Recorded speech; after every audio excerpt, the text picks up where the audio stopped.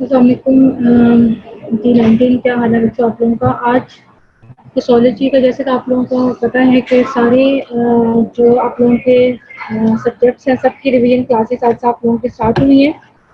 तो हिस्टोलॉजी के लिए हम लोग स्टार्ट से दोबारा से करेंगे। फर्स्ट हम लोगों का जो स्टार्ट में आप लोगों ने पढ़ा है सेल और एपिथेलियम।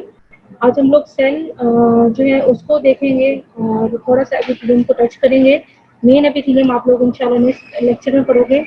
तो सेल की अगर हम बात करें, सेल में मोस्ट इम्पोर्टेंट आप लोगों के पास जो चीज़ें हैं वो मैं आप लोगों को आज बताऊंगी। और उसके अलावा सेल जंक्शन जो हैं जो कि मोस्ट इम्पोर्टेंट आप लोगों का टॉपिक है और उसमें जो कि आप लोगों के एग्जाम में बार बार आता है और बहुत इंपॉर्टेंट आप लोगों के वाइवा और एग्जाम पॉइंट ऑफ व्यू से सेल जंक्शन, उसको हम लोग डिटेल में देखेंगे। उससे पहले हम लोग मोटी मोटी चीज़ें जो आप लोगों के चैप्टर में सेल में इंक्लूडेड है उनको हम डिस्कस करते हैं। सबसे पहले सेल की अगर हम बात करें तो सेल, ह्यूमन सेल को आप लोग कैसे डिफाइन करोगे? A cell is a small mass of protoplasm enveloped by a cell membrane. उसके बाद सेल मेम्ब्रेन होती है और अंदर उसके एटलीस्ट वन न्यूक्लियस प्रेजेंट होता है। ठीक है। सेल की अगर हम शेप की बात करें तो सेल आप लोगों के पास डिफरेंट शेप के हो सकते हैं जो कि इंशाल्लाह हम लोग नेक्स्ट पढ़ेंगे। जब डिफरेंट सेल कंबाइन करेंगे वो एपिथेलियम बनाएंगे तो उस वक्त सेल की शेप की बेस पे हम एपिथेलियम को क्लासिफाई करेंगे। तो सेल की शेप जो है बेसिकली क्यूबॉइडल भी हो सकती है यानी स्क्वायर शेप हो सकती है, कोलमनर कॉलम लाइक हो सकती है, पिलर लाइक जिसको हम कहते हैं। इसके अलावा पॉलीगोनल सिक्स साइडेड शेप का सेल भी हो सकता है, पिरामिडल भी हो सकता है, फ्यूजिफॉर्म जैसे कि मसल के सेल्स जो होते हैं वो फ्यूजिफॉर्म होते हैं। इसके अलावा कोई भी शेप हो सकती है, इरेगुलर शेप जो होती है सेल्स की वो भी हो सकती है। ठीक है। स्ट्रक्चर की बात करें तो हर सेल के बाहर इसकी कवरिंग होगी जिसको हम सेल मेम्ब्रेन कहेंगे। सेल मेम्ब्रेन को आप लोग आगे पढ़ोगे प्लाज्मा मेम्ब्रेन भी हम कहते हैं, एक ही नाम है, या फिर प्लाज्मा लेमा। ठीक है। ये तीनों नाम एक ही है मेम्ब्रेन के हैं। सेल मेम्ब्रेन को हम प्लाज्मा मेम्ब्रेन या फिर प्लाज्मा लेमा भी कहते हैं। ठीक है। खासतौर पर जो बच्चे बेटा जो न्यू आए हो, जिन पॉइंट्स पे मैं फोकस कर रही हूँ आप लोगों को टर्म्स का पता चलेगा तो आगे आप लोगों को समझ आएगी। ठीक है। सेल मेम्ब्रेन के अंदर अगर हम बात करें तो अब यहाँ पर ये जो सेल की पिक्चर आप लोगों को दिखाई हुई है, इसके बाहर जो कवरिंग है वो सेल मेम्ब्रेन है। This one is cell membrane. अब इसके अंदर के स्ट्रक्चर की हम बात करने लगे हैं। सेल मेम्ब्रेन को मैंने आप लोगों को बताया प्लाज्मा मेम्ब्रेन या प्लाज्मा लेमा भी कहते हैं। अंदर सेल के दो कंपोनेंट्स है, इसके अंदर एक होगा साइटोप्लाज्म और एक होगा न्यूक्लियस। ठीक है। साइटोप्लाज्म के अंदर आप लोगों को ऑर्गेनाइल्स मिलेंगी, न्यूक्लियस का स्ट्रक्चर भी हम लोग डिस्कस करते हैं। सबसे पहले हम लोग सेल को देख लेते हैं। सेल जो होते हैं आप लोगों ने सेल मेम्ब्रेन को हम देखते हैं। सेल मेम्ब्रेन आप लोगों ने कई बार आप लोग इसको पढ़ चुके हो, फिजियोलॉजी में भी पढ़ोगे और बायोकेमिस्ट्री में भी पढ़ोगे। इसमें मैं आप लोगों को थोड़ा सा एक्सप्लेन कर देती हूँ। सेल मेम्ब्रेन जो होती है वो bye molecular layer of phospholipids होती है और लिपिड बाइलेयर होती है इसके अंदर, जिसमें प्रोटीन्स और कोलेस्ट्रॉल प्रोटीन एम्बेडेड होते हैं। Fluid mosaic model of the cell membrane जो होता है वो बेसिकली आप लोगों को पता है। इसके अलावा प्रोटीन्स जो होती हैं वो दो तरह की होती है, एक इंटीग्रल प्रोटीन्स होती हैं और एक पेरिफेरल प्रोटीन्स होती हैं। ट्रांसमेम्ब्रेन प्रोटीन्स होती हैं और इंटीग्रल प्रोटीन्स होती हैं वो या तो टोटली जो होती है एम्बेडेड होती हैं with in the lipid bilayer, और जबकि पेरिफेरल प्रोटीन्स होती है वो एम्बेडेड नहीं होती बल्कि अटैच होती है टू द इंटीग्रल प्रोटीन्स के अलावा। ठीक है। इसके अलावा कुछ कार्बोहाइड्रेट्स के रेजिड्यूज होते हैं जो कि या तो फॉस्फोलिपिड्स के ऊपर बाइंड करते हैं आइदर, जिसको हम ग्लाइकोलिपिड का नाम देते हैं। यहाँ पर आप लोगों को ग्लाइकोलिपिड्स जो हैं वो नजर आ रही हैं। दीज आर द ग्लाइकोलिपिड्स जो शुगर चेन यानी कार्बोहाइड्रेट्स की जो है उसके साथ बाइंड हुए हुए हैं। इसके अलावा कुछ जो है वो प्रोटीन्स के साथ जब बाइंड होंगे कार्बोहाइड्रेट्स के रेसिड्यूज तो उसको हम ग्लाइकोप्रोटीन्स का नाम देंगे। तो दोनों ऑनसेम सेल्स, ये जो दोनों चीज़ें होती हैं ग्लाइकोप्रोटीन्स और glycolipids of the cell membrane जो है ये एक लेयर बनाती है जिसको हम ग्लाइकोकैलिक्स का नाम देते हैं। ठीक है। खासतौर पर एपिथेलियल सेल्स के ऊपर ये कवरिंग बनाती है ग्लाइकोकैलिक्स और ग्लाइकोलिपिड मिलके, और इसको हम ग्लाइकोकैलिक्स कोट या फिर सेल कोट का नाम देते हैं। बेसिकली इसको बताने का मकसद ये है कि ये ग्लाइकोकैलिक्स कोट जो है आप लोगों से पूछा जाता है, आप लोगों को इसका क्वेश्चन भी आता है, तो इसलिए मैं इसको यहाँ पर एक्सप्लेन कर रही हूँ। अगर तो ये ग्लाइकोकैलिक्स कोट जो है फर्जी कोट के ऊपर और the outer surface of the cell जो है वो आप लोगों को मिलेगा। और बेसिकली इसके बहुत सारे फंक्शंस होते हैं इसमें। एक तो ये सेल को recognise enable cell to recognise the other cells, एक तो ये फंक्शन परफॉर्म करता है। उसके अलावा इसके अलावा ये सेल की एडहेरेंस और एसोसिएशन में रोल प्ले करता है। इसके अलावा रिसेप्टर साइट्स पर हार्मोन्स के तौर पर काम करता है। सो ग्लाइकोकैलिक स्पोर्ट जो होता है उसको, व्हाट इज ग्लाइकोकैलिक स्पोर्ट और इसका स्ट्रक्चर और इसका फंक्शन जो है वो आपके क्वेश्चन पॉइंट ऑफ व्यू से इम्पोर्टेंट है। ठीक है, तो हो गया सेल मेम्ब्रेन का जो स्ट्रक्चर को मैंने थोड़ा सा डिफाइन किया है वो एक्सप्लेन किया है। डिटेल में बेटा आप लोगों को पढ़ लेना, क्योंकि सेल मेम्ब्रेन का structure, fluid mosaic model physiology में भी इंशाल्लाह आप लोग पढ़ोगे, और ये इसमें जो इम्पोर्टेंट चीज़ है जो मैंने आपको बताई है। उसके बाद नेक्स्ट जो है बेटा आप लोग का है एक सेल मेम्ब्रेन के बाद अगर हम बाकी बात करें तो ट्रांसपोर्ट जो होती है अक्रॉस द सेल मेम्ब्रेन, उसके हमारे पास मैकेनिज्म्स होते हैं। सेल मेम्ब्रेन का पहले हमने स्ट्रक्चर किया, उसके बाद ग्लाइकोकैलिक स्पोर्ट किया। अब सेल मेम्ब्रेन के अराउंड अक्रॉस जो होती है वो ट्रांसपोर्ट होती है। तो वो 3 मेजर मैकेनिज्म्स होते हैं ट्रांसपोर्ट के। उसमें हमारे पास एक पैसिव ट्रांसपोर्ट होती है। पैसिव को फर्दर हम 2 में डिवाइड करते हैं, पैसिव डिफ्यूजन जिसको हम सिंपल डिफ्यूजन का भी नाम देते हैं, और एक फैसिलिटेटेड डिफ्यूजन होती है। सिंपल डिफ्यूजन आप लोग पढ़ चुके हो कई बार भी, आप लोगों को पता है from higher concentration to lower concentration जो सब्सटेंसेस जो होते हैं मूव करते हैं from one cell to another. तो ये through transport across the cell membrane हम लोग बात कर रहे हैं। ठीक है, तो पैसिव ट्रांसपोर्ट में first of all simple diffusion, फिर पैसिव डिफ्यूजन आ गई। दूसरी जो होगी फैसिलिटेटेड डिफ्यूजन होगी, जिसमें बेसिकली कोई चैनल प्रोटीन्स रिक्वायर्ड होती हैं सब्सटेंस के लिए, जो कि बेसिकली मूव करवाते हैं सब्सटेंसेस को from one place to another. Next जो ट्रांसपोर्ट का मैकेनिज्म है वो एक्टिव ट्रांसपोर्ट है, विद एक्सपेंडिचर ऑफ एनर्जी जो होगी वो सब्सटेंसेस मूव करेंगे from low to higher concentration. ठीक है, इसके अलावा तीसरी जो मेन ट्रांसपोर्ट मैकेनिज्म है अक्रॉस द सेल मेम्ब्रेन वो वेसिकुलर ट्रांसपोर्ट होती है। उसमें 2 तरह की होती है, एक एंडोसाइटोसिस होती है और एक एक्सोसाइटोसिस होती है। और एंडोसाइटोसिस में सब्सटेंस होते हैं वो एंटर होते हैं सेल के अंदर। ये भी डिटेल में आप लोग देख लेना आप लोगों की बुक में भी, और बाकी जगहों पे भी आप लोग पढ़ोगे। इसमें फर्दर हम डिवाइड करते हैं पिनोसाइटोसिस, फेगोसाइटोसिस, जो कि आप लोग पहले भी पढ़ चुके हैं और इसमें भी आप लोग पढ़ोगे।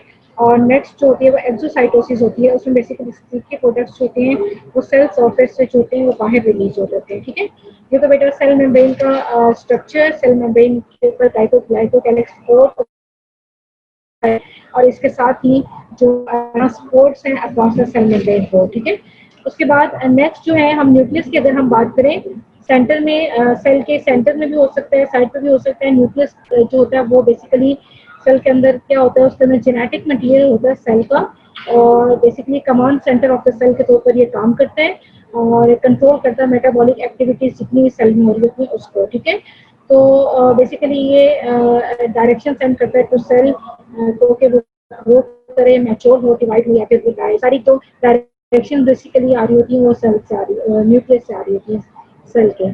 जनरली न्यूक्लियस जो होता है, अगर न्यूक्लियस की हम शेप की बात करें तो कॉमनली न्यूक्लियस की जो होती है राउंड या फिर स्फेरिकल शेप होती है, लेकिन ओवल भी हो सकता है, फ्यूसिफॉर्म भी हो सकता है, और इरेगुलर इन शेप हो सकता है depending on the shape of the cell और लोकेशन ऑफ द सेल, जो कि इंशाल्लाह हम लोग नेक्स्ट आने वाले चैप्टर्स में डिस्कस करेंगे। हर सेल का न्यूक्लियस उसके हिसाब से होगा।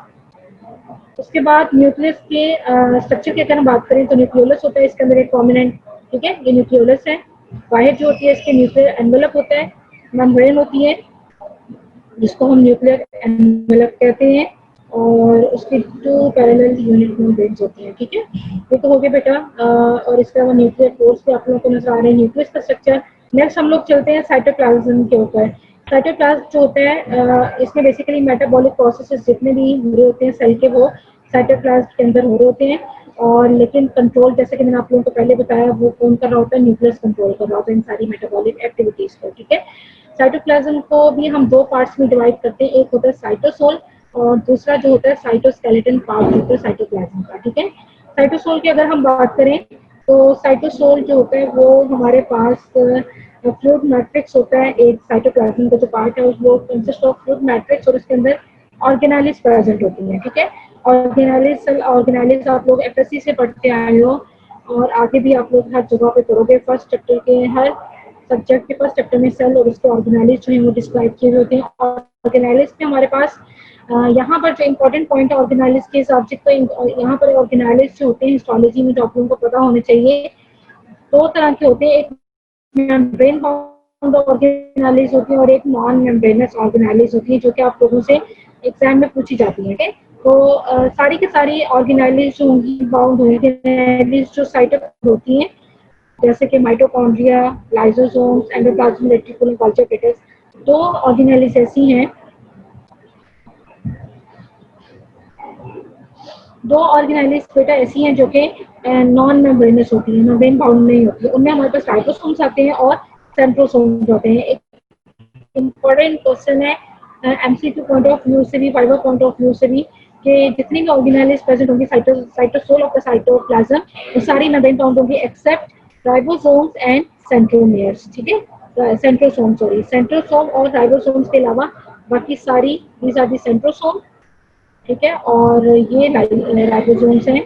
राइबोसोम्स के अलावा बाकी सारी जो होंगी वो क्या होंगी, मेम्ब्रेन बाउंड होंगी। ठीक है, अगर हम दूसरी हम बात करें इसके अलावा, साइटोसोल के अंदर एक तो ऑर्गेनेलिज होती है और एक इन्फ्लुएंस होती है। इन्फ्लुएंस जो होती है cytoplasmic influence, basically non living components होते हैं सेल्स के, और इनके अंदर मेटाबॉलिक एक्टिविटी जो होती है वो जो होती है उसका प्रोसेस जो है वो नहीं होता। ठीक है, और ये also are not bounded by a membrane। इसके अंदर हमारे पास stored food materials, lipids, glycogen वगैरह आ जाते हैं। इसके अलावा पिगमेंट्स होते हैं, लाइपोफ्यूसिन, मेलानिन और हीमोसिग्लिन। थोड़ा सा हम आगे इसको एक्सप्लेन इसकी हम आगे देखेंगे।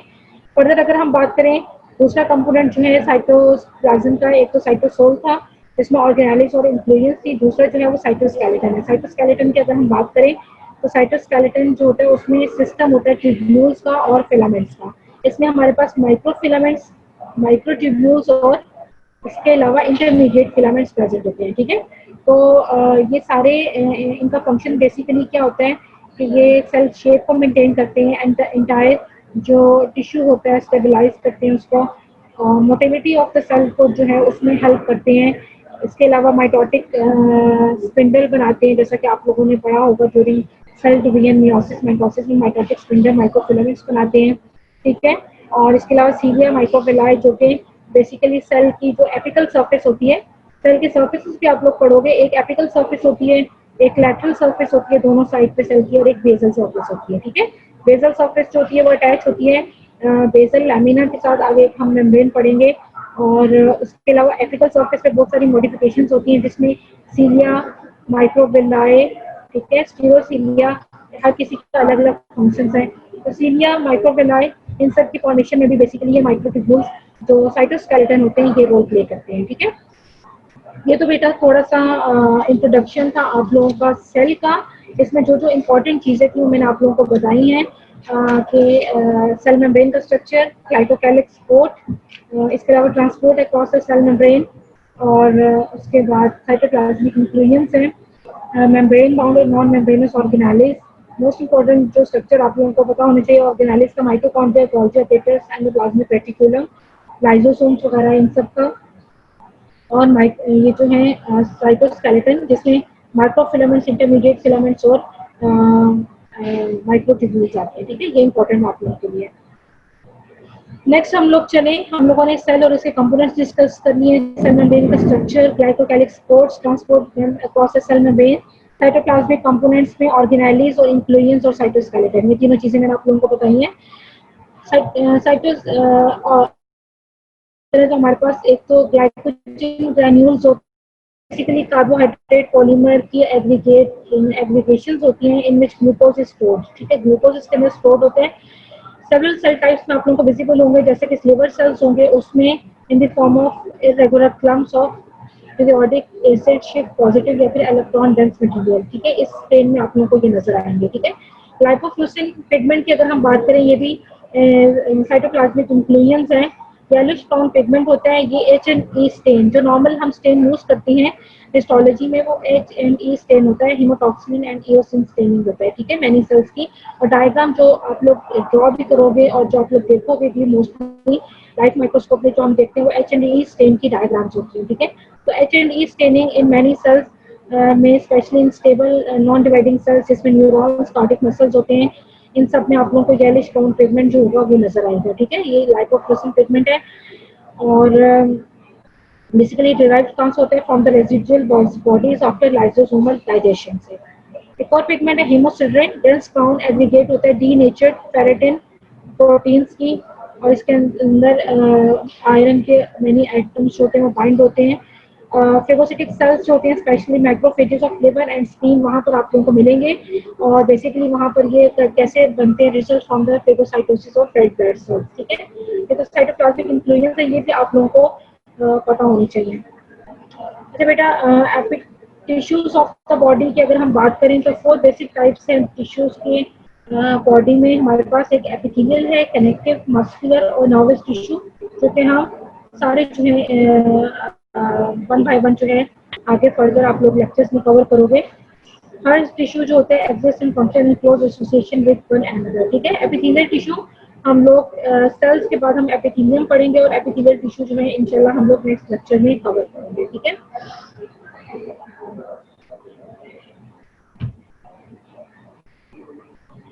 अच्छा बेटा, epithelial tissues of the body की हमने बात की। इसके बाद एपिथेलियम और बेसमेंट मेम्ब्रेन पढ़ने से पहले मैं आप लोगों को सेल जंक्शन पढ़ाना चाहती हूँ, जो कि मेन टॉपिक है आप लोगों का आज का और बहुत इंपॉर्टेंट है, ठीक है। तो अभी अभी जो हमने बाकी सारी चीज़ें देखी हैं वो कुछ जो इम्पोर्टेंट टॉपिक्स उसको मैंने थोड़ा सा टच किए हैं, इम्पोर्टेंट है आप लोगों के लिए, लेकिन इतना हमारे पास टाइम नहीं है कि हम एक एक को डिटेल में पढ़ें। तो जो बहुत इंपॉर्टेंट टॉपिक्स हैं आपके वो सेल जंक्शन हैं, जो कि हम इसमें डिटेल में कवर करेंगे, ठीक है। सेल जंक्शन, अब एक सेल जो है वो दूसरे सेल के साथ अटैच्ड है, उसकी जो लैटरल सर्फेस है, मैंने अभी सेल के आप लोगों को सर्फेसिस बताई हैं। एक एपिकल सर्फेस होती है जहाँ से मॉडिफिकेशन निकलती है, सीलिया, माइक्रोवेलाइज, टिकोसीलिया, जो कि हम आगे नेक्स्ट लेक्चर में डिटेल में पढ़ेंगे। एक इसकी लेटरल सर्फेस होती है, और लेटरल सर्फेस सेल की जो दूसरे सेल के लेटरल सर्फेस होते हैं, यानी सेल्स जो होते हैं वो मिलकर टिश्यूज बनाते हैं, ठीक है। 4 बेसिक टाइप्स के टिश्यूज आप लोगों ने पढ़े हैं। एपिथेलियल टिश्यू हम नेक्स्ट में डिस्कस करेंगे। एपिथेलियम बेसिकली बनती है, it is the composition of different cells, यानी सेल्स मिलके एक टिश्यू बनाते हैं। तो एपिथेलियल टिश्यू के हम डेफिनेशन आगे पढ़ेंगे। तो जब सेल एक सेल दूसरे सेल के साथ ज्वाइन करता है तो उसके अंदर बेसिकली लैटरल सर्फेसेस जो होती हैं वो सेल की दूसरे सेल के साथ ज्वाइन करके क्या बनाती है, इंटरसेलुलर जंक्शंस, ठीक है। तो ये सेल एक सेल दूसरे सेल के साथ जो है, अच्छा बेटा कोशिश करती हूँ आहिस्ता पढ़ाऊँ। सेल जंक्शंस असल में जो इतने टॉपिक्स नहीं थे उनको मैंने ज़रा तेज़ी से कवर किए हैं। सेल जंक्शन जो है वो आप लोगों को मैं आराम से पढ़ाती हूँ, क्योंकि यही हमारा मेन टॉपिक है आज का, ठीक है बेटा। इसलिए कि जो पिछला वाला है आप लोगों ने वो जो मैंने मेन चीज़ें आप लोगों को बताई हैं वो आप लोगों ने फर्दर खुद पढ़नी है, ठीक है। जो बहुत इंपॉर्टेंट टॉपिक है आप लोगों का आज का सेल के चैप्टर का, वो सेल जंक्शंस है, जो कि डिटेल में आप लोगों को मैंने पढ़ाना है, ठीक है। बाकी चीज़ों में इंपॉर्टेंट मैंने आप लोगों को बता दी है, और वो आप लोग को बेटा डिटेल में देखोगे, कि आप लोगों को बाकी सारी चीज़ें फिजियोलॉजी, बायोकेमिस्ट्री सब जगह पर पढ़ लोगे, लेकिन सेल जंक्शन है वो आप लोग सिर्फ इधर ही करोगे, ठीक है। तो इस वजह से मैं ज़्यादा फोकस जो है वो सेल जंक्शंस पे देना चाह रही हूँ, और आप लोग इसलिए मैंने आप लोगों को जो है ना ये सारी चीज़ें पहले जल्दी जल्दी में कवर की है, ठीक है। तो सेल जंक्शंस की हम बात कर रहे थे कि लैटरल सर्फेसेस जो होती हैं सेल्स की वो एक दूसरे के साथ ज्वाइन होती हैं थ्रू सेल जंक्शंस, ठीक है। ठीक है बेटा, मैं एंड पे आप लोगों को इम्पोर्टेंट दोबारा बता देती हूँ, ठीक है। हम सेल जंक्शन स्टार्ट करते हैं। अच्छा, intercellular adherence and other junctions, यानी एक सेल दूसरे सेल के साथ जो है वो ज्वाइन होते हैं। इसमें क्या होता है कि several membrane associated structures provide adherence and communication between cells. अब सेल्स जो है वो एक दूसरे सेल के साथ अटैच किस तरह है कि वो बहुत सारे मेम्ब्रेन एसोसिएटेड स्ट्रक्चर्स जो हैं वो एडहेरेंस और कम्युनिकेशन जो होते हैं प्रोवाइड करते हैं between cells. Some are present in other tissues, but जो मोस्टली जो सेल जंक्शंस होते हैं पर्टिकुलरली न्यूमरस एंड प्रोमिनेंट होते हैं वो एपिथेलियम में होते हैं, ठीक है। एपिथेलियल टिश्यूज में जंक्शंस जो है वो इम्पोर्टेंट है। एपिथेलियल सेल्स जो होते हैं एक दूसरे के साथ स्ट्रांगली एडहेयर होते हैं to the neighbouring cells and basal lamina, ठीक है। अब सेल जो है एपिथेलियल सेल्स है वो कहाँ कहाँ पे ज्वाइन होते हैं, एक तो नेबरिंग सेल्स के साथ ज्वाइन होंगे, दूसरा एपिथेलियम जो होती है वो रेस्ट करती है एक नॉन सेलुलर मेम्ब्रेन के ऊपर, जो कि डिटेल में हम आगे पढ़ेंगे, उसको हम बेसल लैमिना कहते हैं, ठीक है। तो एपिथेलियल सेल्स एक तो आपस में ज्वाइन है और दूसरा बेसल लैमिना या फिर बेसमेंट मेम्ब्रेन के साथ ज्वाइन है। तो बेसिकली ये यहाँ पर ये जंक्शंस बना रहे होते हैं, ठीक है। तो particularly in epithelia subject to friction और other mechanical forces. Cell junctions की अगर हम बात करें, लैटरल सर्फेसिस जो होती हैं एपिथेलियल सेल्स की, उसमें exhibit several specialised intercellular junctions. ठीक है, लैटरल सर्फेसिस में हमारे पास स्पेशलाइज्ड इंटरसेलुलर जंक्शंस होते हैं जिनके डिफरेंट फंक्शंस होते हैं। जंक्शंस की अगर हम बात करें तो हमारे पास मेन जो है वो 3 तरह के जंक्शंस हैं, एक टाइट या फिर ऑक्लूडिंग जंक्शंस।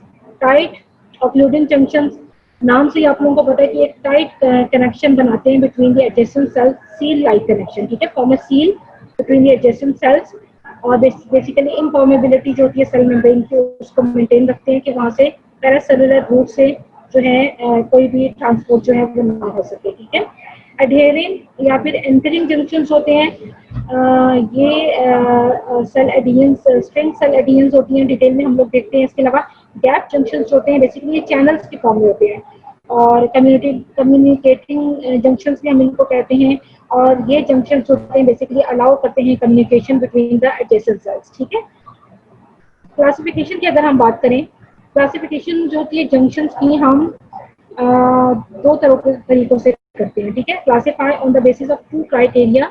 एक तो सेल जंक्शंस जो है बेसिकली एक सेल जो है उसके सेल मेम्ब्रेन और दूसरे सेल की सेल मेम्ब्रेन जो है आपस में जंक्शन बना रहे हैं। ठीक है, तो बेसिकली इन्वॉल्व कौन क्या है, सेल मेम्ब्रेन, एक सेल की सेल मेम्ब्रेन दूसरे सेल की सेल मेम्ब्रेन के साथ। तो अब जो क्लासिफिकेशन होगी सेल जंक्शन की वो 2 क्राइटेरिया की बेसिस पे होगी। एक तो extent of and area of the cell membrane involve, यानी कितना सेल मेम्ब्रेन का एरिया जो है वो सेल जंक्शन बनाने में इन्वॉल्व है, एक तो ये क्लासिफिकेशन होती है। और दूसरा सेल जंक्शन के फंक्शन के ऊपर हम क्लासिफाई करते हैं। फंक्शन के ऊपर तो हमने क्लासिफाई किया, एक तो फंक्शन के बेस पे हम क्लासिफाई करते हैं जो कि मैंने पीछे आप लोगों को बताई, ऑक्लूडिंग जंक्शन या फिर टाइट जंक्शन, एंकरिंग या फिर एडहेरिंग जंक्शन, कम्युनिकेटिंग जंक्शन, जो है ये तीनों जो है हम बेसिकली फंक्शन की बेस पे सेल जंक्शन को क्लासिफाई करते हैं। तो हम extent of an area of cell membrane involve, उस पर अगर हम क्लासिफाई करें तो उसमें हमारे पास 3 तरह के होते हैं, एक जोन्यूला होते हैं, एक फेशिया होती है और एक मैक्यूला होते हैं। जोन्यूला का मतलब है बेटा belt like junction, belt like यानी जो कि एंटायर पैरामीटर जो होता है सेल का उसको इंसर्ट करती है। ठीक है, फेशिया जो होता है वो बैंड या फिर स्ट्रिप लाइक होता है और उसका लिमिटेड लेंथ होती है और ये doesn't encircle the whole parameter of the cell. ठीक है, जोन्यूला जो है वो entire parameter of the cell को कवर करेगी, एनसर्कल करेगी। फेशिया जो है और ये बेल्ट लाइक होगा, जोन्यूला जंक्शन होंगे। फेशिया जो है वो बैंड या फिर स्ट्रिप लाइक होंगे और ये लिमिटेड लेंथ के होते हैं और doesn't circle the whole parameter of the cell. इसके अलावा जो मैक्यूला है वो स्पॉट लाइक होता है। ठीक है, एक लिमिटेड ऐसी जगह पर होता है और सर्कुलर या फिर ओवल इन शेप पे होता है जहां पर ये जंक्शन बन रहा होता है। अब हम क्लासिफिकेशन को देखते हैं, तो ऑक्लूडिंग जंक्शन जो है फंक्शनल क्लासिफिकेशन, और इसके अंदर टाइप्स आती हैं जोन्यूला ऑक्लूडेंस और फेशिया ऑक्लूडेंस। यानी ये वाले जंक्शंस होंगे, जोन्यूला जो होंगे ये बेल्ट लाइक होंगे, एनसर्कल करेंगे whole parameter of the cell को। एडहेरिंग में आगे से 4 टाइप्स आती हैं, zonula adherens, fascia adherens, macula adherens और हेमिडेस्मोसोम्स। मैक्यूलर एडहेरेंस को हम डेस्मोसोम्स भी कहते हैं और जो नेक्स्ट टाइप होगा हेमिडेस्मोसोम्स है। कम्युनिकेटिंग में हमारे पास एक ही टाइप होती है उसको हम गैप जंक्शंस कहते हैं और कम्युनिकेटिंग को भी हम गैप जंक्शंस कह सकते हैं। ठीक है, क्लासिफिकेशन बेटा ये है। अब ये एक डायग्राम है जिसमें आप लोगों को जंक्शन जो है वो एक्सप्लेन किए हुए हैं। आप लोगों के पास जिन कोयरा होगी उसमें ये डायग्राम दी हुई है। ये सेल की एपिकल सरफेस है, एपिकल सरफेस पे ये आप लोगों को माइक्रोविलाई शो किए हुए हैं। This one is the lateral surface, ये एक सेल है, ये दूसरा सेल है। अब मैंने आप लोगों को बताया था कि सेल मेम्ब्रेन जो है एक सेल की दूसरे सेल की मेम्ब्रेन के साथ जो है वो जंक्शन बना रही है। तो ये जो एक सेल है, ये एक सेल, इसकी सेल मेम्ब्रेन ये है, ठीक है, और दूसरे सेल की सेल मेम्ब्रेन ये है और ये सेल का अंदर वाला पोर्शन दिखा रहा है दोनों का। ठीक है, तो एक सेल मेम्ब्रेन ये है, दूसरी सेल मेम्ब्रेन ये है, इस तरफ पे भी एक सेल मेम्ब्रेन ये है और दूसरी ये है और ये आपस में जंक्शंस बना रही है। सबसे पहले टाइट जंक्शंस दिखाए हुए हैं जिसको हम लोगों ने ऑक्लूडिंग जंक्शंस का भी नाम दिया है। ये टाइट जंक्शन बेसिकली बेटा इसमें होता क्या है कि ये हम लोगों ने पढ़ा था कि सबसे पहली बात तो ये तो एपिकल सरफेस होगी सेल की उसके क्लोज होता है, ये एपिकल सरफेस है, तो ये ऊपर वाली साइड जो है एपिकल साइड जो होगी सेल की वहाँ पे बनेंगे। तो टाइट जंक्शन के आप लोग जगह देख सकते हो, एपिकली प्रेजेंट है। इसमें हमारे पास ये जो है ये सील लाइक बन रहे हैं। ठीक है, एक ये जंक्शन बन रहा है, ये यहाँ पे सील हो रही है सेल मेम्ब्रेन और एक यहाँ पे हो रही है। होता क्या है इसके अंदर इसमें सीरीज ऑफ फोकल फ्यूजन होती हैं between the plasma membrane of the adjacent sales. अब ये एडजेसेंट सेल्स की प्लाज्मा मेम्ब्रेन है, एक मेम्ब्रेन प्लाज्मा मेम्ब्रेन की ये है और ये एक प्लाज्मा मेम्ब्रेन है। तो सीरीज ऑफ फोकल फ्यूजन हो रही है, ठीक है। एक यहाँ पे फ्यूज हो रही है प्लाज्मा मेम्ब्रेन, फिर नेक्स्ट यहाँ पे हो रही है, तो नेक्स्ट यहाँ पर हो रही है, ठीक है। तो series of focal fusion between the plasma membrane of adjacent sales. होता क्या है, एडजेसेंट सेल मेम्ब्रेन जो होती है वो सेल मेम्ब्रेन जो होगी वो क्या होंगी, अपने adjacent cell membrane approach each other, यहाँ पे उन्होंने अप्रोच किया एक ईच अदर को, देयर आउटर जो लीफलेट्स होंगे वे फ्यूज करेंगे। उसके बाद फिर ये डाइवर्ट करेंगे अगेन, अब ये बाहर की तरफ डाइवर्ट कर रहे हैं, फिर उसके बाद फ्यूज करेंगे एंड देन फ्यूज अगेन, ठीक है। इसी तरीके से ये टाइट जंक्शन जो है बढ़ते जाएंगे। पहले वो अप्रोच किए सेल मेम्ब्रेन एक दूसरे की तरफ फ्यूज हुए, सील यहाँ पे बनाई उन्होंने, उसके बाद फिर डाइवर्ट किए, फिर दोबारा अप्रोच किया। तो सीरीज ऑफ जो होंगे ना फोकल फ्यूजन वो टाइट जंक्शंस के अंदर प्रेजेंट होंगे, ठीक है। अब बेसिकली जो जंक्शंस जो होते हैं वो हमारे पास फ्यूजन साइट्स जो होती हैं जहाँ पे ये फ्यूज हो रही हैं इस जगह पर, यहाँ पर बेसिकली जो सेल मेम्ब्रेन है उसके अंदर हमारे पास स्पेसिफिक ट्रांस मेम्ब्रेन प्रोटीन्स होती हैं। ट्रांस मेम्ब्रेन, अभी आप लोगों ने पीछे सेल मेम्ब्रेन का स्ट्रक्चर पढ़ा था तो उसमें आप लोगों ने देखा था कि ट्रांस मेम्ब्रेन प्रोटीन्स होती हैं सेल मेम्ब्रेन के स्ट्रक्चर में, ठीक है। तो जो फ्यूजन है बेसिकली वो किसके थ्रू हो रही है, थ्रू ट्रांस मेम्ब्रेन प्रोटीन जो कि एडजेसेंट सेल मेम्ब्रेन के अंदर प्रेजेंट होती हैं, और ये ट्रांस मेम्ब्रेन प्रोटीन जो होती हैं बाइंड करती हैं एक दूसरे के साथ, ठीक है। अब टाइट जंक्शंस में हमारे पास कौन सी ट्रांस मेम्ब्रेन प्रोटीन्स होंगी, अब ये ट्रांस मेम्ब्रेन प्रोटीन्स होंगी एक सेल के सेल मेम्ब्रेन के अंदर भी होंगी और दूसरे सेल की सेल मेम्ब्रेन के अंदर भी होंगी। और बेसिकली ये दोनों सेल मेम्ब्रेन के अंदर जो ट्रांस मेम्ब्रेन प्रोटीन्स हैं वो यहाँ पर आके फ्यूज करती हैं और यहाँ पे जंक्शंस बनाती हैं। तो in case of tight junction हमारे पास जो ट्रांस मेम्ब्रेन प्रोटीन्स होती हैं वो क्लॉडिन्स और ऑक्लूडिन्स होती हैं, और ये क्लॉडिन्स और ऑक्लूडिन्स जो होती हैं ये परफॉर्म करती हैं बाइंडिंग फंक्शन को, ठीक है। तो एक उनकी जो क्लॉडिन्स और ऑक्लूडिन्स प्रोटीन है, एक उनकी उनकी एक्स्ट्रा सेलुलर पोर्शन होता है और एक इसका साइटोप्लाज्मिक पोर्शन होता है। एक्स्ट्रा सेलुलर पोर्शन जो होता है बेसिकली वो सेल मेम्ब्रेन से बाहर निकलता है, बीच में ये एक सेल मेम्ब्रेन सेल की सेल मेम्ब्रेन है, ये दूसरे सेल की सेल मेम्ब्रेन है, बीच में यहाँ पर इंटरसेलुलर गैप होता है जहाँ पर ये जंक्शन बनता है, ठीक है। तो एक सेल की सेल मेम्ब्रेन से जो प्रोटीन है क्लॉडिन या फिर ऑक्लूडिन, उनका जो एक्स्ट्रा सेलुलर पोर्शन है वो इस गैप में आएगा। इसी तरीके से दूसरे सेल की सेल मेम्ब्रेन की जो ट्रांस मेम्ब्रेन प्रोटीन है उसका एक्स्ट्रा सेलुलर पोर्शन इधर आके इस जगह पर इंटरसेलुलर गैप में बाइंड करेगा और यहाँ पर ऑक्लूडिन जंक्शन बनाएगा। जबकि साइटोप्लाज्मिक साइट जो होती है इस जगह पर, साइटोप्लाज्म के अंदर cytoplasmic site of the cell membrane में क्या होता है कि दो ऑक्लूडिन्स होती हैं, ये जो है रीइंफोर्स्ड होती हैं बाय साइटोप्लाज्मिक जोनुला ऑक्लूडिन्स प्रोटीन्स के साथ, ठीक है। वहाँ पर ये बाइंड होती हैं बाय साइटोप्लाज्मिक जोनुला ऑक्लूडिन प्रोटीन्स होती हैं जिसमें ZO1, ZO2 और ZO3 होती हैं, और फिर एक्टिन फिलामेंट्स होते हैं साइटोस्केलेटन के, वो अटैच होते हैं इन जोनुला ऑक्लूडिन प्रोटीन्स के साथ। यानी ये एक तो इसका सेलुलर एक्स्ट्रा सेलुलर पार्ट होगा वो बाहर निकल के सेल जंक्शन में रोल प्ले करेगा, और इंट्रा सेलुलर पार्ट जो होगा वो अंदर जो साइटोस्केलेटन फिलामेंट्स थे जो कि बेसिकली बाइंड अंदर जो है सेल स्ट्रक्चर्स को मेंटेन कर रहे हैं उसके साथ भी बाइंड करेंगे, ठीक है। उसके बाद दूसरे नंबर पे अगर हम बात करें इसी तरीके से एडहेरिंग जंक्शन है, एडहेरिंग जंक्शन टाइट जंक्शन के नीचे है। उसके बाद फिर डेस्मोसोम्स है जो कि हमारे पास एडहेरिंग जंक्शन में मैक्यूला जो हम लोगों ने क्लासिफाई किया था मैक्यूला एडहेरेंस, उनको हम डेस्मोसोम्स कह रहे हैं। इसी तरह हर एक का अपना एक एक्स्ट्रा सेलुलर पार्ट होगा जो कि इंटरसेलुलर गैप में आके जंक्शन बनाएगा, और इंट्रासेलुलर पार्ट होगा जो कि अंदर जो है साइटोप्लाज्मिक प्रोटीन साइटोस्केलेटन जो फिलामेंट्स होंगे उनके साथ अटैच होगा, ठीक है। हर प्रोटीन का जो भी अटैचमेंट साइट्स में हिस्सा ले रही है जंक्शन बनाने में उसमें। इसके अलावा गैप जंक्शन हैं और हेमीडेस्मोसोम्स जो है वो बेसिकली बेसमेंट मेम्ब्रेन के साथ सेल को अटैच करते हैं, तो हेमीडेस्मोसोम्स जो है वो आप लोगों को इधर मिलेंगे। This is the basement membrane जिसको पे सेल अटैच होता है, और ये हेमीडेस्मोसोम्स जो है वो इसको साथ कवर कर रहे हैं, ठीक है। अंदर जो है आप लोगों को सारे इंटरमीडिएट फिलामेंट्स शो किए हुए। हम वन बाय वन हर एक को डिस्कस करते हैं। सबसे पहले टाइट जंक्शन और जोनुला ऑक्लूडिन्स मैंने आप लोगों को बताए हैं।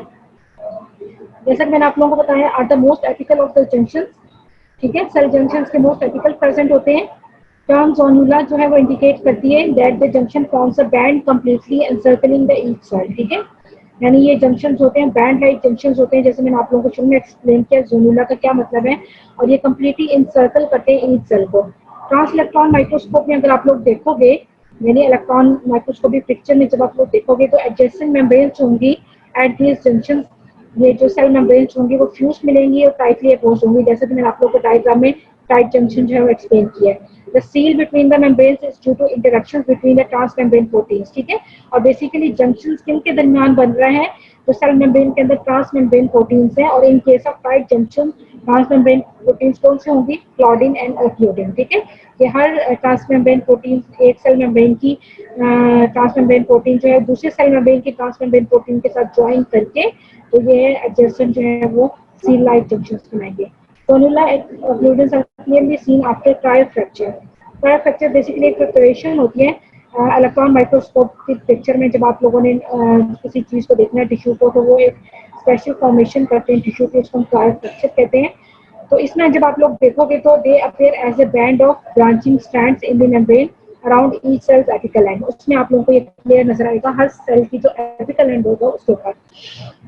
अब intercellular seal of this junctional type की अगर हम बात करें, ensures that molecule crossing an epithelium in either direction going through the cells। मतलब बेसिकली इंजेक्शन का क्या फंक्शन है कि ये जो ट्रांससेलुलर पाथवे होता है ना, उसको बेसिकली प्रिवेंट करते हैं कि ये जंक्शन सील एक मतलब बना देते हैं सेल के दरमियान में, तो उधर से जो है कोई भी सब्सटेंस जो है वो दूसरे सेल के जो है वो पास ना कर सके, ठीक है।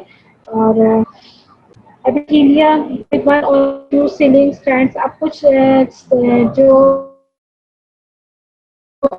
एपिथेलियम होते हैं जिसमें कुछ वन या फिर सीलिंग स्ट्रैंड्स होते हैं। प्रॉक्सिमल रीनल ट्यूब्यूल्स की अगर हम बात करें, किडनी में जो ट्यूब्यूल्स हैं उसमें उसका प्रॉक्सिमल रीनल ट्यूब्यूल्स होती हैं, ये जिनके अंदर कुछ फ्यू स्ट्रैंड है, वो मोर परमेबल होंगी वाटर एंड सोल्यूट्स के rather than the epithelium with numerous fusion sites, ठीक है।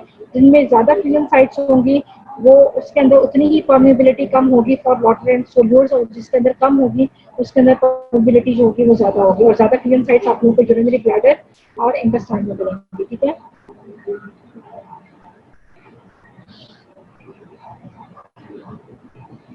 अच्छा, टाइट जंक्शन का एक और फंक्शन क्या है कि एक तो ये these continuous zones around epithelial cells prevent membrane proteins at the apical cell surface from moving in the membrane to the basal and lateral surface, ठीक है। बेसिकली कुछ प्रोटीन्स होती हैं जैसे रिसेप्टर्स होते हैं, उनको प्रिवेंट करती हैं from moving to the transcellular route. तो बेसिकली उसकी प्रिवेंशन में, उनकी मूवमेंट के प्रिवेंशन में जो है वो रोल प्ले करती है, ठीक है।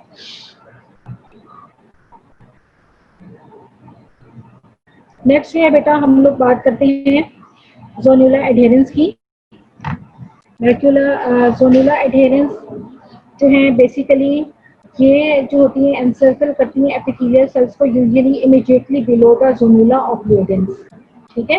अगर हम बात करें जोनुलर एडहेरेंस की, डायग्राम में दी जाती adhering junction just immediately below the tight junction होती हैं, ठीक है, जोनुलर एडहेरेंस। और ये बेसिकली इसमें जो ट्रांसमेम्ब्रेन प्रोटीन जो कि इन्वॉल्व होती है in forming the these junctions, वो हमारे पास ईक एडहेरिंग प्रोटीन होती है, ठीक है। और ईक एडहेरिंग प्रोटीन का जो एक्स्ट्रा सेलुलर पोर्शन होता है वो इंटरसेलुलर गैप के अंदर बाइंड करता है। यानी ये जो पोर्शन होगा ये ईक एडहेरिंग प्रोटीन होगी, transmembrane protein of the cell membrane. ये इंटरसेलुलर गैप है, यहाँ पर ईक एडहेरिंग प्रोटीन का एक्स्ट्रा सेलुलर पोर्शन वो बाइंड करेगा with the adjacent E cadherin protein of the adjacent cell membrane of the cell के साथ, ठीक है। और ये बाइंडिंग होगी थ्रू कैल्शियम आयंस, क्योंकि ये कैल्शियम डिपेंडेंट जो होते हैं हमारे पास प्रोटीन्स होती हैं, तो कैल्शियम आयंस के थ्रू बाइंड होंगी। साइटोप्लाज्मिक साइट की अगर हम बात करें, साइटोप्लाज्मिक साइट पे ईक एडहेरिंग प्रोटीन जो होगी वो लिंक होगी टू साइटोप्लाज्मिक एंकरिंग प्रोटीन्स, जो कि कैटेनिन और विनक्यूलिन प्रोटीन्स कहलाती हैं, और वो आगे से फिर बाइंड करेंगे to which in turn bind to the cytoskeleton, जो फिलामेंट्स होते हैं उनमें जो एक्टिन फिलामेंट्स होते हैं उसके साथ बाइंड करते हैं, ठीक है। तो जोनुलर एडहेरेंस की मैंने आप लोगों को बताई है। जोनुलर adherence encircle the epithelial cells और immediately just below the zonula occlusions होते हैं। adhering function होता है firmly anchoring a cell to its neighbors, ठीक है। ये भी फॉर्मली एंकर करती है सेल को उसके नेबर्स के साथ। और यहाँ पर जो ट्रांसमेम्ब्रेन प्रोटीन्स है, जैसे मैंने आप लोगों को बताया, वो कैडहेरिंग है, specially E cadherin transmembrane glycoproteins of each cell, जो इंटरेक्ट करती है in the presence of calcium ions, ठीक है। एट द साइटोप्लाज्मिक एंड्स पे, साइटोप्लाज्मिक एंड्स में यानी विद इन दी सेल के अंदर, ठीक है। एक्स्ट्रा साइटोप्लाज्मिक जो है वो तो कैडहेरिंग्स है, जो कि कैडहेरिंग्स का जो पार्ट है वो जंक्शन बनाने में रोल प्ले कर रहा है, जबकि साइटोप्लाज्मिक एंड्स पे कैडहेरिंग्स जो होगी वो बाइंड करेगी कैटिनिन के साथ, जो कि लिंक होगी बाय एक्टिन बाइंडिंग प्रोटीन के साथ, वो एक्टिन फिलामेंट्स, और आगे से फर्दर वो लिंक होगी साइटोस्केलेटन का कंपोनेंट जो है एक्टिन फिलामेंट्स उसके साथ, ठीक है। तो मेन चीज बेटा जंक्शंस में जो आप लोगों ने पढ़ना किस तरीके से, कि मेन चीज जंक्शंस में पहले आप लोगों को उसकी क्लासिफिकेशन पता होनी चाहिए। उसके बाद आप लोगों को क्लासिफिकेशन के बाद जो नाम है, अगर ऑक्लूडिंग जंक्शन है तो ऑक्लूडिंग जंक्शन में जोनुला ऑक्लूडिंग्स हैं, तो जोनुला का मतलब है बेड लाइक है, तो आप लोगों ने ये बताना है कि ये बेड लाइक स्ट्रक्चर है। उसके बाद उसके अंदर जो बन किन चीज़ों से रहा, मेन जो कंपोनेंट है वो ट्रांसमेम्ब्रेन प्रोटीन है। तो इन ऑक्लूडिंग जंक्शन में जो ट्रांसमेम्ब्रेन प्रोटीन्स हैं वो कौन सी हैं, और ये ट्रांसमेम्ब्रेन प्रोटीन्स का एक एक्स्ट्रा सेलुलर पार्ट और एक इंट्रा सेलुलर पार्ट है। एक्स्ट्रा सेलुलर जो है वो जंक्शन बनाने में रोल प्ले कर रहा है, इंटर सेलुलर पार्ट जो है वो सेल के अंदर कि किसी भी जो साइटोस्केलेटन का जो पार्ट है उसके साथ अटैच होता है, ठीक है। तो मेन चीजें जो है ये बताने वाली हैं, और उसके बाद फिर इन जंक्शंस जो है उनके साइड्स क्या क्या, कहाँ कहाँ पे ये जंक्शंस कॉमनली प्रेजेंट होंगे, आप लोगों के बुक पे दिया हुआ है, और उसके बाद उनका फंक्शंस क्या है। जैसे टाइट जंक्शंस है तो वो टाइटली बेसिकली जो है वो परमेबिलिटी जो होते हैं, इनपरमेबिलिटी उसको इंक्रीज करते हैं सेल की, ठीक है। इस तरीके से हर जंक्शन का अपना अपना फंक्शन है। ये मेन मेन चीजें जो है वो जंक्शन में आप लोगों को पता होनी चाहिए। अच्छा, एक्टिन फिलामेंट जो होती हैं जोनुला एडहेरेंस के साथ लिंक होती हैं, वो एक टर्मिनल वेब स्ट्रक्चर बनाती हैं। टर्मिनल वेब बेसिकली साइटोस्केलेटल जो होती हैं वो मिलके एक स्ट्रक्चर बनाती हैं। माइक्रोविलाई का स्ट्रक्चर जब हम एक्सप्लेन करेंगे उस वक्त हम टर्मिनल वेब के स्ट्रक्चर को डिटेल में पढ़ेंगे, ठीक है। अच्छा, ये तो फिर डायग्राम में आप लोगों को शो किया हुआ है। टाइट जंक्शंस है, टाइट जंक्शंस में हम लोगों ने कौन सी प्रोटीन, ट्रांसमेम्ब्रेन प्रोटीन्स पढ़ी थी, क्लॉडिन और ऑक्लूडिन्स। क्लॉडिन और ऑक्लूडिन्स का एक्स्ट्रा सेलुलर पार्ट जो कि एक सेल है, दूसरा सेल, और ये इंटरसेलुलर गैप है। इंटरसेलुलर गैप आप लोग देख सकते हो, जैसे हर जंक्शन में इंटरसेलुलर गैप की जो वेट है, वेट जो है वो ऑक्लूडिंग जंक्शन में, उसके बाद एडेरिंग जंक्शन में थोड़ा सा और गैप है, और सबसे ज्यादा गैप जो होता है ये बेसिकली जो होता है बेटा आप लोगों को डेस्मोसोम्स में मिलेगा, या और गैप जंक्शन डेस्मोसोम में आप लोगों को इसका जो गैप होगा वो वाइट मिलेगा, ठीक है। तो टाइट जंक्शन में क्लॉडिन और क्लोडिन्स, और इसका एक्स्ट्रा इंट्रासेलुलर पार्ट जो है वो जोनुला ऑक्लूडिन कॉम्प्लेक्स की जो प्रोटीन्स थी वो लिंक थी जो एक्टिन कंपोनेंट ऑफ साइटोस्केलेटन के साथ, ठीक है। इसी तरीके से एडहेरिंग जंक्शन हमने बात की है, उसमें ई एडहेरिंग प्रोटीन है। ये ई एडहेरिंग प्रोटीन दोनों साइड से उसका जो एक्स्ट्रा सेलुलर पार्ट है वो मिलकर जंक्शन बना रही है। इंटरसेलुलर पार्ट में जो कैटिनिन होती है वो बाइंड करती है actin filaments of the cytoskeleton के, ठीक है। नेक्स्ट जो कैटेगरी बेटा हम लोग पढ़ेंगे वो मैक्यूला एडहेरेंस या फिर डेस्मोसोम्स होते हैं। मैक्यूला एडहेरेंस और डेस्मोसोम्स में अगर हम बात करें तो मैक्यूला एडहेरेंस और डेस्मोसोम्स होते हैं, इसमें जो इंटरसेलुलर गैप होता है बाकियों के मुकाबले में वाइड होता है, जैसे कि आप लोग देख भी सकते हो, ठीक है। दो सेल के दरमियान में जो गैप है सबसे कम इधर था, तो थोड़ा सा ज्यादा इसमें हुआ, और सबसे ज्यादा जो इंटरसेलुलर गैप है वो डेस्मोसोम्स वाली जंक्शन में है। और इसमें क्या होता है कि इस गैप के अंदर हमारे पास जो एडहेरिंग प्रोटीन्स होती हैं वो कैडहेरिंग फैमिली की होती हैं, ठीक है। इसमें हमारे पास कैडहेरिन फैमिली की जो एडहेरिन प्रोटीन्स हैं जो कि जंक्शंस बना रही हैं, उसमें हमारे पास कौन सी टाइप होती है, एक डेस्मोक्लिन होती है और एक डेस्मोकोलिन टाइप होती है, ठीक है। एडहेरिन फैमिली की प्रोटीन्स हैं और उसकी जो दो टाइप्स हैं वो डेस्मोक्लिन और डेस्मोकोलिन है, जो कि दोनों सेल की सेल मेम्ब्रेन की जो ट्रांसमेम्ब्रेन प्रोटीन है डेस्मोक्लिन और डेस्मोकोलिन मिलके यहाँ पर डेस्मोसोम यानी कि मैक्यूला एडहेरेंस यहाँ पे जंक्शन बना रही है, ठीक है। डिस्क शेप अटैचमेंट प्लेट्स होती हैं, ये यहाँ पर आप लोगों को डिस्क शेप अटैचमेंट प्लेट्स जो हैं are seen to be located opposite each other on the cytoplasmic aspects of the plasma membrane of the two cell. अब ये जो साइटोप्लाज्मिक एस्पेक्ट्स हैं यानी सेल के अंदर वाली साइड, यहाँ पर आप लोगों को डिस्क शेप जो होगी अटैचमेंट प्लेट्स मिलेंगी इसकी डेस्मोक्लिन और डेस्मोकोलिन की साइटोप्लाज्मिक साइड पे। और बेसिकली ये जो होंगी यहाँ पर जो है this plates consist of several anchoring cytoplasmic proteins, और यहाँ पर ये सेवरल एंकरिंग साइटोप्लाज्मिक प्रोटीन्स होंगे जिसमें डेस्मोप्लेकिन्स और ग्लोबिन्स होती हैं वो इम्पोर्टेंट होती हैं, और ये इंटरमीडिएट अटैचमेंट प्लेट्स होती हैं, फिर फर्दर अटैच होती हैं to the intermediate filaments of the cytoskeleton के साथ, ठीक है।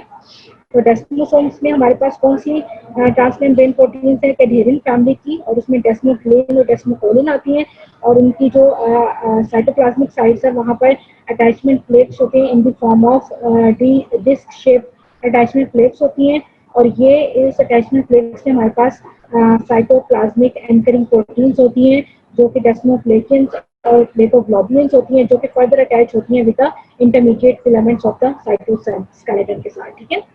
डेस्मोसोम्स और मैक्युला एडेहेरेंस की अगर हम बात करें, रिलेटेड एडेहेरिंग जंक्शन है, resemble a single spot belt like. Macula की हम लोगों ने बात की ना, कम जगह घेरता है, एक सर्कुलर या फिर स्पॉट लाइक आप लोग जंक्शन के तौर पर नजर आएगा। Does not form a belt around the cell, ठीक है, बेल्ट नहीं बनाएगा सेल के अराउंड। दिस शेप स्ट्रक्चर्स होते हैं at the surface of one cell that are matched with identical structure at an adjacent cell surface, ठीक है। Desmosomes contain larger number of cadherin family, इसके अंदर डेस्मोग्लेन और डेस्मोकोलिन होती है। Cytoplasmic side of each cell membrane की हमारे पास these प्रोटीन्स जो होती हैं dense attachment plate of the anchoring proteins plakoglobin और डेस्मोप्लेकिन के साथ अटैच होती हैं, और जो कि फाइनली बाइंड करती हैं with intermediate filaments rather than actin filaments. अब ऊपर हमने जो ऑक्लूडिंग जंक्शंस पढ़े थे और एडेनिंग जंक्शंस में जोनुला एडेनिन, दोनों में हमारे पास जो साइटोस्केलेटन के जो फिलामेंट्स हैं वो एक्टिन फिलामेंट्स हैं, लेकिन डेस्मोसोम्स में हमारे पास जो फिलामेंट्स हैं वो कौन से हैं, इंटरमीडिएट फिलामेंट्स, ठीक है। तो अब इसमें हमारे पास फिलामेंट्स जो हैं वो चेंज होंगे, वो अब इंटरमीडिएट फिलामेंट्स जो हैं वो बन गए हैं, ठीक है। डेस्मोसोम्स का बेटा अब इसमें क्या होता है कि cable like filaments of cytokeratin are most common in desmosomes of epithelium because intermediate filaments of skeleton cytoskeleton जो होते हैं स्ट्रॉन्ग होते हैं, और ये बेसिकली फर्म एडहेशन प्रोवाइड करते हैं अमंग द सेल्स। इसके अलावा ये तो एपिथेलियल सेल्स में हमारे पास जो है इंटरमीडिएट फिलामेंट्स जो हैं वो ये इस तरह का स्ट्रक्चर है। नॉन एपिथेलियल सेल्स में क्या होता है कि इंटरमीडिएट फिलामेंट्स जो होते हैं attach to the desmosomes are composed of other protein जैसे कि डेस्मिन और वाइमेटिन उसकी होती है, ठीक है। नेक्स्ट कैटेगरी जो है बेटा वो गैप जंक्शंस की है। गैप जंक्शंस में हमारे पास क्या होता है कि ट्रांस मेम्ब्रेन चैनल्स, ये बेसिकली गैप जंक्शंस होते हैं, ये ट्रांस मेम्ब्रेन चैनल्स होते हैं, और हर इनमें से हर एक चैनल जो होता है वो कंपोज होता है टू हेमी चैनल से, जिसको हम कनेक्शंस कहते हैं, ठीक है।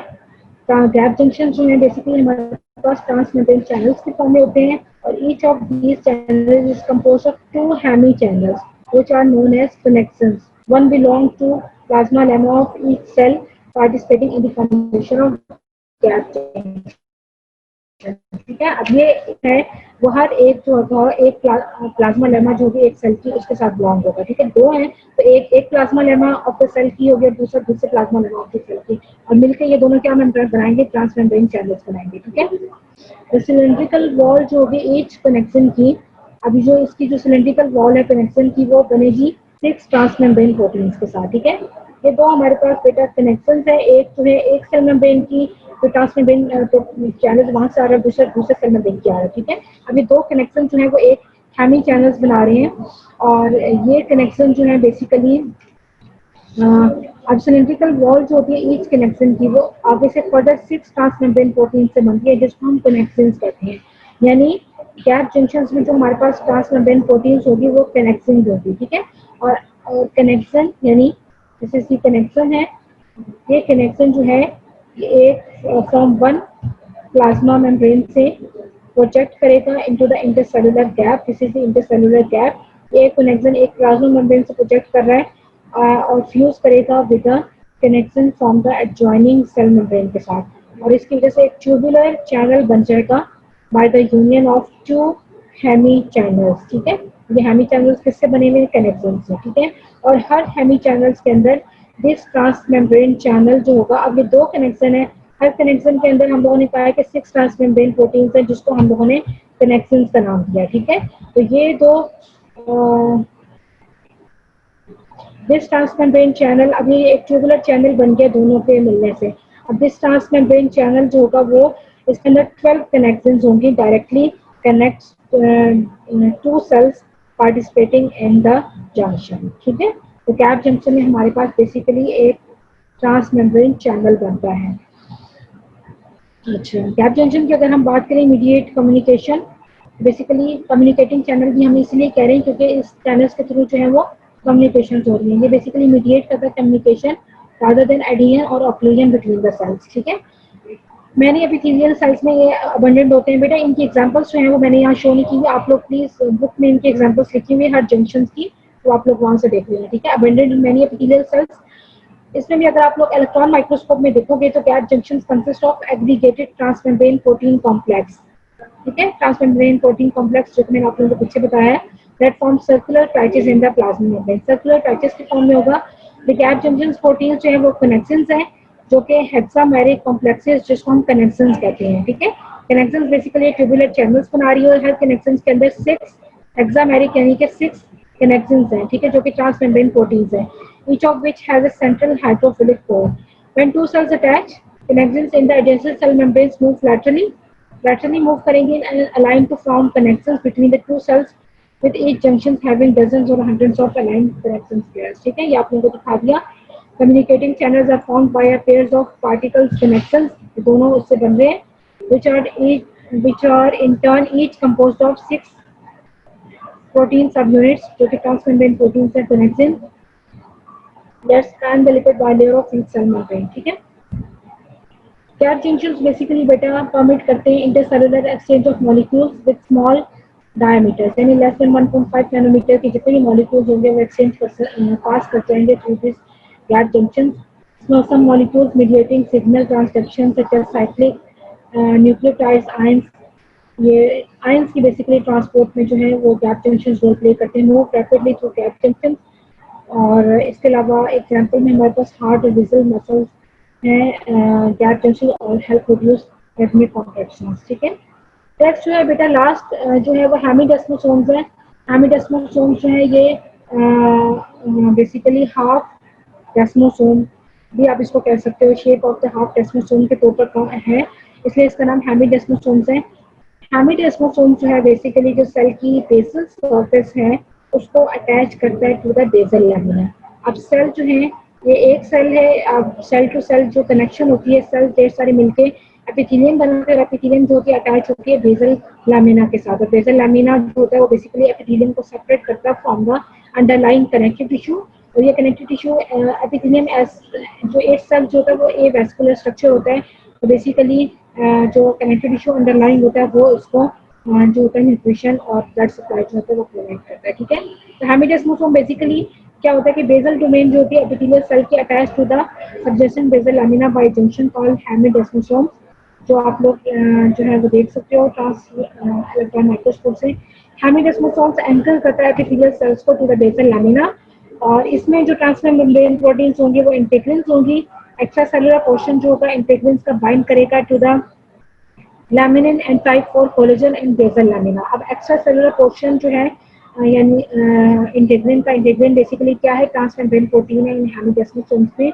अब इसमें बेसल लैमिना के अंदर जो टाइप 4 कोलेजन है और लैमिनिन है उसके साथ बाइंड करना है। ठीक है, तो इंटरसेलुलर इंटीग्रिन जो होती है वो बाइंड करती है, और इंटरसेलुलर जो पोर्शन होता है इंटीग्रिन का वो बाइंड करता है डेस्मोप्लेटिन और पैक्टिन के साथ। ठीक है, so these adhesive structure resemble a half desmosome ultrastructurally, but unlike desmosomes इनके अंदर जो इंटीग्रिन्स होती हैं जो कि ट्रांसमेम्ब्रेन प्रोटीन्स होती हैं एडहेरेंस की जगह पे। ठीक है, और ये इंटीग्रिन्स होती हैं प्रोटीन्स बाइंड करती हैं एक्स्ट्रा सेलुलर मैक्रोमोलिक्यूल्स, इसमें लैमिनिन और कोलेजन टाइप 4 होते हैं जो कि बेसमेंट बेसल लैमिना के होते हैं। अच्छा बेटा, ये तो थे आप लोगों के जंक्शंस। मैंने कोशिश की आप लोगों को आसान लफ्ज़ों में समझाऊं। मेन बेटा जो जंक्शंस हैं उसमें आप लोगों को क्वेश्चंस किस तरीके से आ सकते हैं, अलग से भी कोई जंक्शन पूछा जा सकता है, टाइट जंक्शन, डेस्मोसोम्स, हेमिडेस्मोसोम्स। ठीक है, ये जो है इम्पोर्टेंट वन जो है ऑक्लूडिंग जंक्शंस हैं, सारे ही इंपॉर्टेंट है, गैप जंक्शंस भी, डेस्मोसोम्स, हेमिडेस्मोसोम्स भी, सब पे आप लोगों को क्वेश्चन आ सकते हैं। इसके अलावा एक टेबल आप लोगों की जिन क्वायरा में दिया हुआ है जिसमें आप लोगों को कंपैरिजन बताया हुआ है स्ट्रक्चरल जो जंक्शंस हैं, ये जंक्शंस की टाइप्स हैं। ठीक है, इनका मेजर स्ट्रक्चर क्या है, मेजर ट्रांसमेम्ब्रेन प्रोटीन्स क्या है, जो इंपॉर्टेंट चीज आप लोगों को हर जंक्शन में याद रखनी है। मेजर ट्रांसमेम्ब्रेन प्रोटीन्स जो कि लिंक करिए other transmembrane transmembrane protein of the other cell के साथ और जंक्शन बना दिया, ठीक है। सबसे इम्पोर्टेंट साइटोस्केलेटन कंपोनेंट्स क्या हैं, क्योंकि ये ट्रांसमेम्ब्रेन प्रोटीन का एक एक्स्ट्रा सेलुलर पार्ट है, एक इंटरसेलुलर साइटोप्लाज्मिक पार्ट है। साइटोप्लाज्मिक पार्ट जो है वो साइटोस्केलेटन कंपोनेंट्स जो है उनके साथ बाइंड करते हैं। तो ट्रांसमेम्ब्रेन साइटोस्केलेटन कंपोनेंट्स हर जंक्शन में जो है वो कौन से हैं, ठीक है। मेजर फंक्शंस, मेजर फंक्शंस हर जंक्शन का आप लोगों को पता हो, यहाँ पर आप लोगों को बताया हुआ है, ठीक है। और मेडिकल सिग्निफिकेंस, तो बेटा आप लोग देख लेना, मेडिकल सिग्निफिकेंस जो है वो भी इम्पोर्टेंट है, खासतौर पर हेमिडेस्मोसोम्स की और डेस्मोसोम्स की, ठीक है। आप लोग देख लो, आप लोगों को समझ नहीं आएगी तो इंशाल्लाह नेक्स्ट लेक्चर में मैं इसको आप लोगों को डिटेल में बता दूंगी। आप लोग बेशक मुझे कमेंट करके बता सकते हो। मेडिकल एप्लीकेशन आप लोग खुद देख लोगे या मैं आप लोगों को बता दूं, क्योंकि हम लोगों ने एपिथेलियम का थोड़ा सा पार्ट जो था वो टच करना था, ठीक है।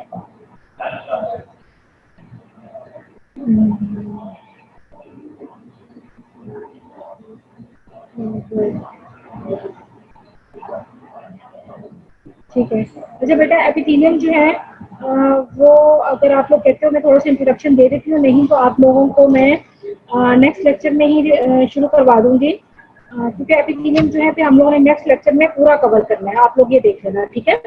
तो शुरू वाले इंपॉर्टेंट टॉपिक्स में सेल मेम्ब्रेन का आप लोगों को बस रीड करने की जरूरत है, क्योंकि अगर आप लोगों का सेल का अलग से टेस्ट आएगा तो उसमें आप लोगों को आ सकता है सेल मेम्ब्रेन का स्ट्रक्चर, फ्लूइड मोज़ेक मॉडल जो है, और ग्लाइकोकैलिक्स कोड पे अक्सर क्वेश्चन आता है, व्हाट इज ग्लाइकोकैलिक्स कोड, उसका स्ट्रक्चर, उसका फंक्शन।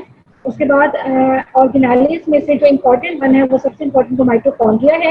इसके अलावा लाइजोसोम्स जो है वो भी इम्पोर्टेंट है, पर ऑक्सीसोम्स जो है ये वाले ऑर्गेनेलिस इम्पोर्टेंट है। और इसके अलावा मेम्ब्रेन, जो मेम्ब्रेनस ऑर्गेनेलिस और नॉन मेम्ब्रेनस ऑर्गेनेलिस, नाम खाली पूछे जा सकते हैं, मेम्ब्रेनस में कौन सी और नॉन मेम्ब्रेनस में कौन सी। नॉन मेम्ब्रेनस में दो आती है, राइबोसोम्स और एक साइटोसोम्स आती है, ठीक है। उसके बाद साइटोप्लाज्मिक इंक्लूजन्स है, वो भी इम्पोर्टेंट है। साइटोप्लाज्मिक इंक्लूजन्स क्या है और उनमें क्या क्या चीजें हैं वो थोड़ा थोड़ा आप लोगों को मैंने बताया है। दो तीन चीजें आप लोगों को दी हुई है उसमें, हीमोसिट्रिन, मेलानिन और एक और था जो था वो ग्लाइकोजन जो है। तो बेसिकली इनकी मेडिकल सिग्निफिकेंस भी वहाँ दी हुई है, वो भी आप लोग थोड़ी थोड़ी जो है वो एक नज़र देख लेना, ठीक है। उसके बाद सेल क्या कर और क्या हमारे पास इसमें, तो मैंने आप लोगों को बताया साइटोस्केलेटन, इसमें बेटा इंटरमीडिएट माइक्रोफिलामेंट्स और माइक्रोट्यूब्यूल। साइटोस्केलेटन का स्ट्रक्चर इंपॉर्टेंट है, ये तीनों जो है इसके जो कंपोनेंट्स है इसको भी, इसके भी अक्सर क्वेश्चन आ जाता है, ठीक है। बेटा आप लोग अगर आप आज एक बार इसको रिवाइज कर लोगे तो आप लोगों को याद रहेगा। और सेल जंक्शन तो हैं बहुत इंपॉर्टेंट, और कोई क्वेश्चन आए ना आए सेल जंक्शन जो है वो लाजमी आता है, ठीक है। इसलिए आप लोगों को मैंने इसमें डिटेल में बताया है, ठीक है। तो टाइम बेटा आप लोगों का हो गया इंशाल्लाह। अब आप लोग जो है हम कोशिश करेंगे नेक्स्ट लेक्चर में जो है बेटा, फिर एपिथेलियम मैंने इसमें स्टार्ट करवानी थी लेकिन टाइम नहीं है, तो नेक्स्ट लेक्चर में आप लोगों को मैं एपिथेलियम की पूरी कवर करवाऊंगी। तो आप लोग जो है बेटा फिर कोशिश करना कि इन साथ साथ इंटरेस्ट रहना है, क्योंकि इतना टाइम नहीं होता कि आप लोगों को जो ज़्यादा इंपॉर्टेंट चीज़ होंगी एपिथेलियम में वो मैं आप लोगों को फिर डिटेल में बताऊंगी, बाकी जो है फिर उसको फिर हम टच करेंगे, ठीक है। एपिथेलियम क्या है और उसकी बाकी सारी चीज़ें। कॉन्टैक्ट नंबर बेटा मैं आप लोगों को कैसे दूँ, आप लोग मेरे ख्याल में उनके पास होगा, ये जो आप लोगों के अटेंडेंस है उनको मैं दे देती हूँ, आप उनसे ले लेना, ठीक है।